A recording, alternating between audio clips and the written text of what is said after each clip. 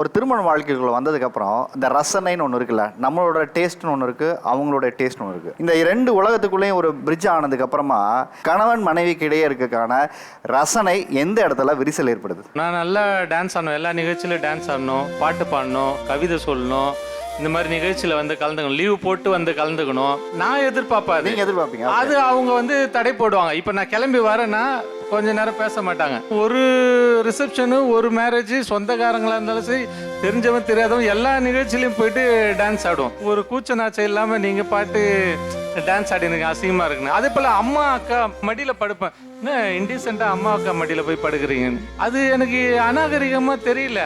அம்மா மடியில் படுக்கிறது எப்படி அநாகரிகம்? அக்கா மடியில் அது ஒருவேளை படித்த மேல்தட்டு வர்க்கத்தில் அப்படி இருக்குமான்னு எனக்கு தெரியல. அக்காவும் தாய் தானே. நான் அவங்கள குறை சொல்றதுக்காக அதை சொல்ல, அவர்கள் வளர்ந்த விதம் வந்து அவங்கள மாற்றி அமைச்சிருக்கு. அவங்க வீட்டுக்கு யாராவது வந்தா ஆண் பிள்ளைய உள்ள சேர்க்காத, ஆண் பையனாலே கெட்டவன், அந்த மாதிரி அவங்கள வளர்த்ததால ஒரு அம்மா பையனாவே இருந்தாலும் அவன் பையன் பொண்ணு தானே, அக்கா தம்பியாவே இருந்தாலும் பையன் பொண்ணு தானே, இந்த மனநிலையிலேருந்து அவங்க வந்திருக்காங்க.